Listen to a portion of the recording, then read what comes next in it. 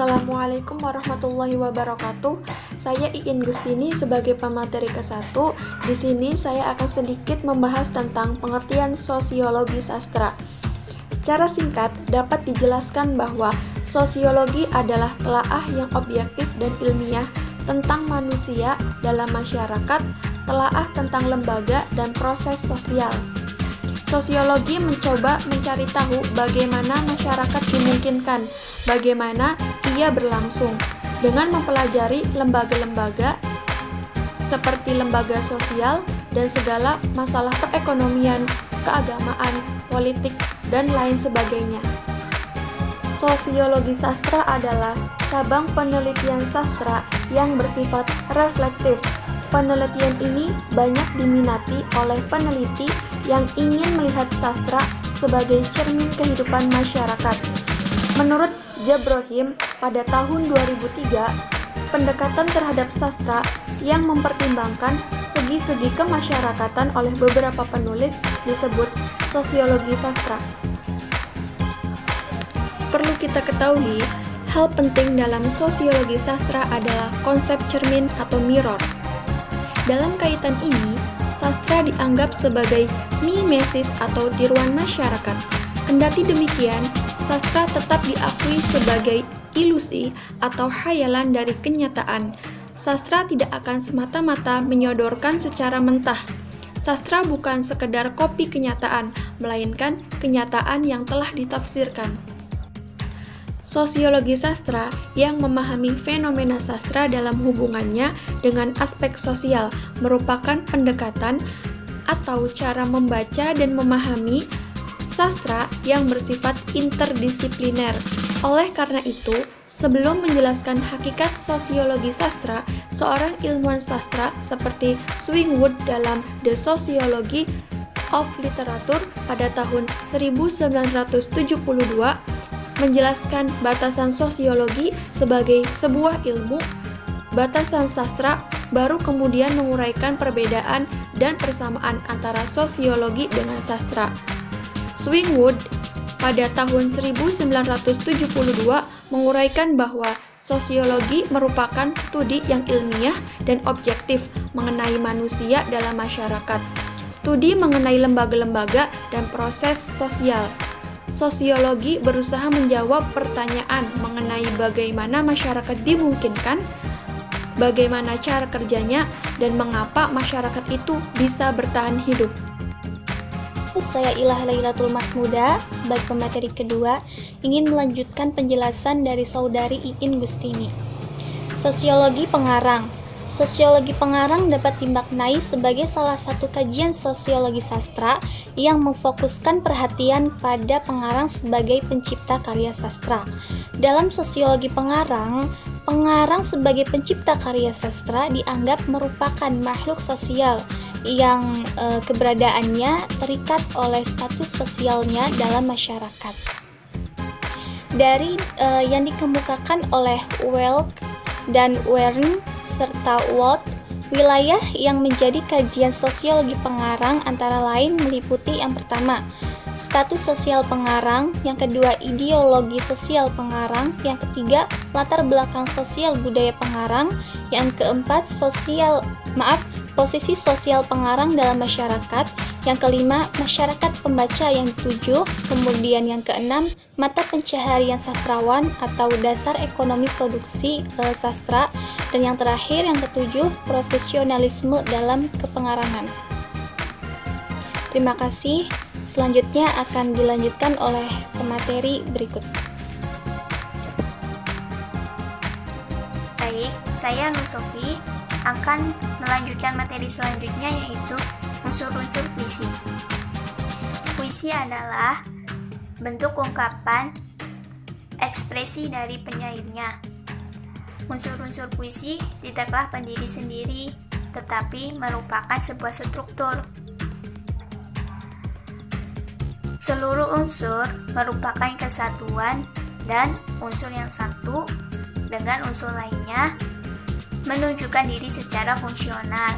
Artinya, unsur-unsur tersebut berfungsi bersama unsur lain di dalam kesatuan dengan totalitasnya. Menurut Liakmi, tahun 2006, halaman 57, unsur-unsur puisi meliputi bunyi, diksi, bahasa kias, citraan, sarana retorika, bentuk visual, dan makna. Berdasarkan pendapat yang diuraikan di atas, pada dasarnya unsur puisi dibedakan menjadi dua, yaitu struktur fisik dan struktur batin. Struktur fisik puisi meliputi diksi, bahasa kias, citraan atau pengimajian, kata konkret, rima, ritma, sarana retorika, dan tipografi. Sedangkan struktur batin puisi meliputi tema, nada, perasaan, dan amanat. Baik, saya Fikriya Haq akan melanjutkan materi yang telah dipaparkan oleh rekan saya mengenai struktur fisik puisi. Berdasarkan pendapat-pendapat yang diuraikan tadi oleh rekan saya, unsur fisik puisi terdiri dari diksi, bahasa kias, citraan atau pengimajian, dan tipografi. Saya akan menjelaskan bagian diksi dan bahasa kias, dan kemudian akan dilanjut oleh rekan saya. Baik, yang pertama, diksi atau pilihan kata. Diksi atau pilihan kata mempunyai peranan penting dan utama untuk mencapai keefektifan dalam suatu penulisan karya sastra. Untuk mencapai diksi yang baik, seorang penulis harus memahami secara lebih baik masalah kata dan maknanya. Penulis harus bisa memperluas dan mengaktifkan kosakata, harus memilih kosakata yang pas, yang sesuai dengan situasi yang sedang dialami. Lalu yang kedua, bahasa kias atau permajasan. Bahasa kias atau figure language merupakan penyimpangan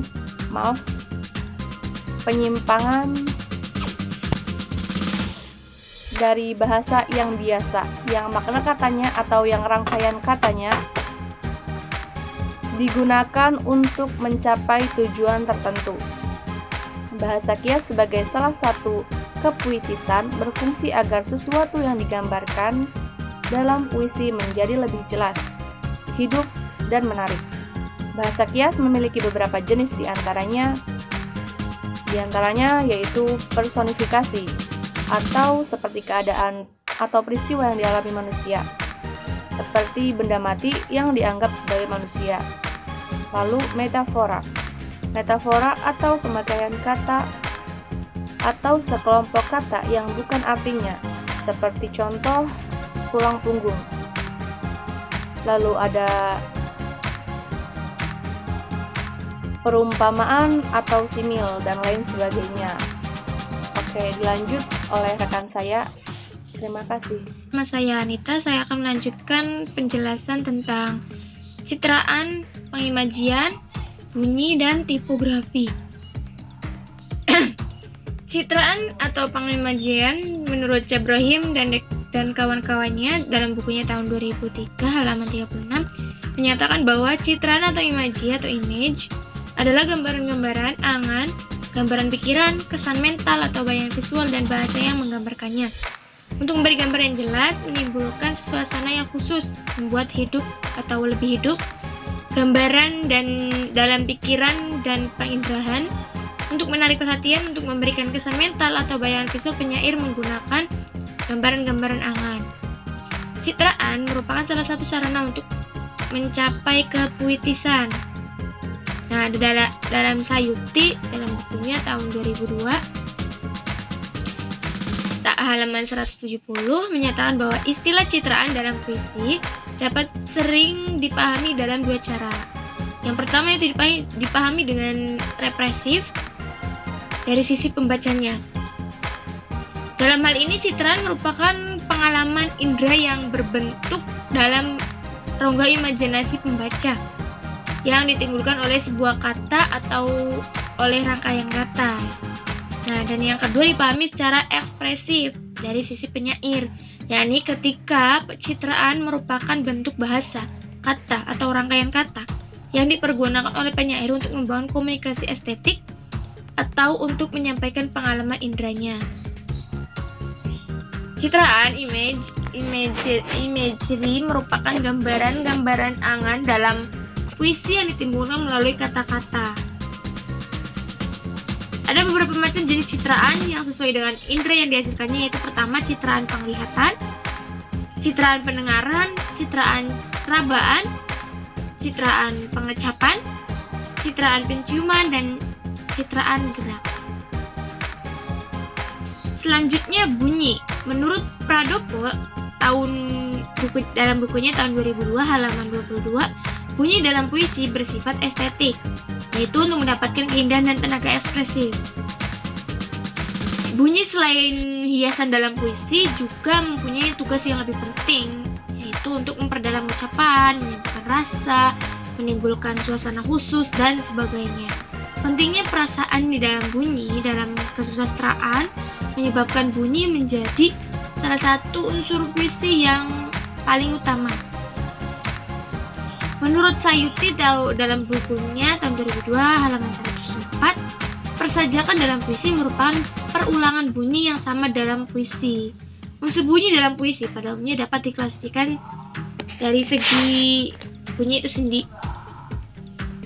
Dari segi bunyi itu sendiri dikenal dengan adanya sajak sempurna, sajak paru, aliterasi, dan asonansi. Dari posisi kata yang mengandungnya dikenal adanya sajak awal, sajak tengah, sajak dalam, atau sajak dalam ya, dan sajak akhir. Dari segi hubungan antar baris dalam tiap bait dikenal adanya sajak merata, sajak berselang, sajak berangkai, dan sajak berpeluh. Berdasarkan hubungan antar baris dalam tiap bait dikenal adanya sajak merata atau terus, sajak berselang, sajak berangkai, dan sajak berpeluh. Sajak merata itu ditandai dengan pengulangan bunyi AB-AB di semua baris akhir barisnya. Sedangkan berangkai, sajak berangkai itu ditandai dengan bunyi AABB, dan sajak berpeluk ditandai dengan bunyi ABBA. Selanjutnya ada tipografi. Menurut Jabrohim, tipografi merupakan pembeda yang paling awal, dapat dilihat dalam membedakan puisi dan prosa fiksi, dan drama juga. Nah, karena itu merupakan pembeda yang sangat penting. Tipografi itu merupakan visual puisi yang berupa tata huruf dan tata baris dalam karya puisi. Menurut Rahmat Joko Pradopo melalui Sayuti dalam bukunya 1985 halaman 177. Lebih lanjut lagi dalam Suharyanto melalui Sayuti dalam bukunya tahun 1985 halaman 178 merumuskan tipografi sebagai ukiran bentuk, yaitu susunan baris-baris atau bait-bait suatu puisi. Termasuk ke dalam tipografi yaitu penggunaan huruf-huruf untuk menuliskan kata-kata suatu puisi. Terima kasih. Nama saya Fatima Zahra, saya akan menjelaskan tentang struktur batin. Dalam struktur batin itu ada 4. Yang pertama ada tema, nada, perasaan, dan amanat. Di sini yang saya akan jelaskan yaitu tema dan nada. Tema. Menurut Waluyo 1995 menyatakan bahwa tema adalah gagasan pokok atau subjek sama dengan meter yang dikemukakan oleh penyair melalui perasaan. Tema mengacu pada penyair sendiri. Pembaca sedikit banyak harus mengetahui latar belakang penyair-penyair tersebut agar tidak salah menafsirkan tema puisi tersebut. Karena itu, tema bersifat khusus atau diacu dari penyair. Objektif. Semua pembaca harus menafsirkan sama. Dan yang terakhir adalah lugas. lugas, yaitu bukan makna kias yang diambil dari konotasinya itu sendiri. Selanjutnya adalah nada. Menurut Waluyo 1995, nada dalam sebuah puisi dapat mengungkapkan sikap penyair itu sendiri terhadap pembacanya. Nada yang dikaitkan dengan suasana. Jadi, nada berarti adalah sikap penyair terhadap pokok persoalan dan sikap penyair terhadap pembaca. Maka suasana berarti keadaan perasaan yang ditimbulkan oleh pengungkapannya. Nada dan lingkungan yang dapat ditangkap oleh panca indera itu sendiri. Cukup sekian dari saya, selanjutnya akan dilanjutkan oleh rekan saya yaitu Siti Maisaroh. Baik, saya Siti Maisaroh akan melanjutkan poin di dalam struktur batin. Poin selanjutnya yaitu perasaan. Perasaan kalau diartikan menurut KBBI ialah rasa atau keadaan batin sewaktu menghadapi sesuatu. Jadi, perasaan ini berhubungan dengan suasana hati, seperti yang dirasakan penyair saat menulis puisi, karena kondisi perasaan penyair akan mempengaruhi karya puisi yang diciptakannya. Menurut Waluyo 1995, dalam menciptakan puisi, suasana perasaan penyair itu diekspresikan. Begitu juga dalam mengungkapkan tema yang sama, perasaan penyair yang satu dengan perasaan penyair lainnya itu berbeda, sehingga hasil puisi yang diciptakannya pun berbeda. Poin selanjutnya yaitu amanat. Menurut Waluyo 1995, tujuan amanat merupakan hal yang mendorong penyair untuk menciptakan puisinya. Amanat merupakan pesan yang ingin disampaikan oleh penyair kepada pembaca melalui bahasa yang tersirat dalam puisinya. Kata-kata yang dipilih dijadikan sarana untuk menyampaikan amanat sesuai tema yang dipilihnya. Terima kasih. Mungkin itu saja yang bisa kelompok kami presentasikan. Kurang dan sekurang-kurangnya mohon maaf. Wassalamualaikum warahmatullahi wabarakatuh.